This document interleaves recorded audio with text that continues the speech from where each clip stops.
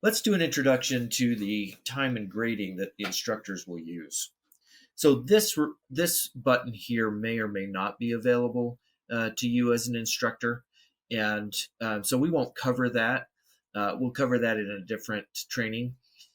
Student status will show exactly where students are in a group setting. So for theory, you can see where they are as a group, and we'll also cover that just when we cover theory for now. And then this button here, you may or may not use this or may not be available to you as an instructor. Your organization may want you to clock in and out when you do your trainings. So that may or may not be there. If it is, it's very simple. So if you do use it, you simply clock yourself in before you do anything for the day, and then clock yourself out when you're done. So let's jump into the student filter, actually. So we start this out by being hidden, but let's go ahead and show it so you know what it does. So if you want to go ahead and take a look at uh, other completed trainings, like specific ones that have been done, then you can take a look here at seeing include completed. If I had some available to me, and you'll see that here in a minute, then then I would see some trainings available to me. Uh, Today I don't have any yet, and so I'm going to go ahead and click include completed and go. And you can see ones that have already been done today by me. So you would see it as an instructor, you would see the ones that you've already done today by filtering this way if you needed to.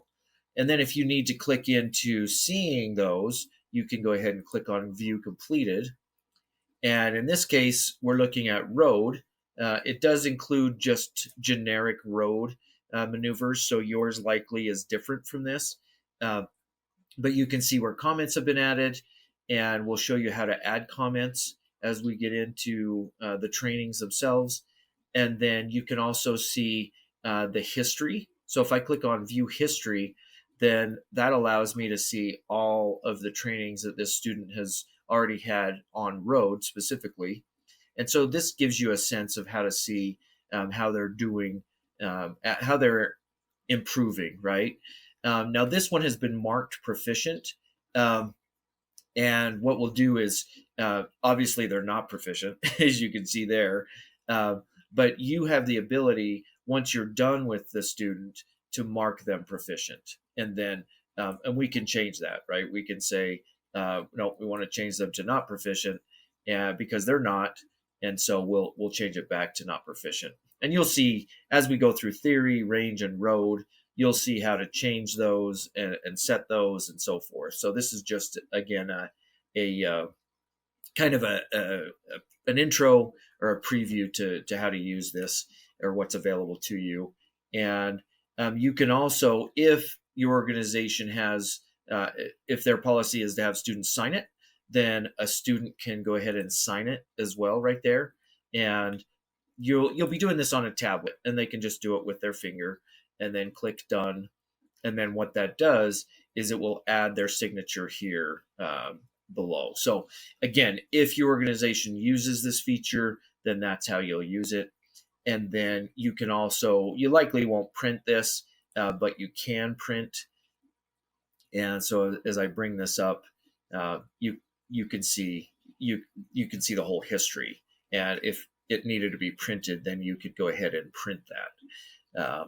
You could also, if I go back to just today's option, then I can also click and print that. And so it's a little different view. It's just today's training. So let's cancel out of that. And then this view preferences, you're going to see this as you're grading as well. I'll just go through it here. But what this does is gives you a change to the way you're seeing the screen. So if I click on view preferences and say click on 3, what it does is it breaks it down into just 3 columns. I can do that. I can change it to 2, and then it's just 2 columns, and then 1, for example. So it really is up to you, and it will just keep it as you log in and move forward. It'll keep it in this format.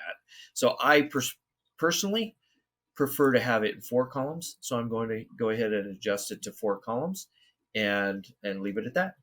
And I'll go ahead and close. And then let's go ahead and hide those completeds. I think for my purpose here, I look at them sometimes, but otherwise I just get them out of the way. I can even just get the student lookup out of the way, so I have a nice clean screen to start, and then I'll go in and create evaluations. And this create evaluations is where you're going to create your grading sheets for the students, and you're going to record time. And we will cover that here as we go into the training for theory, range, and road.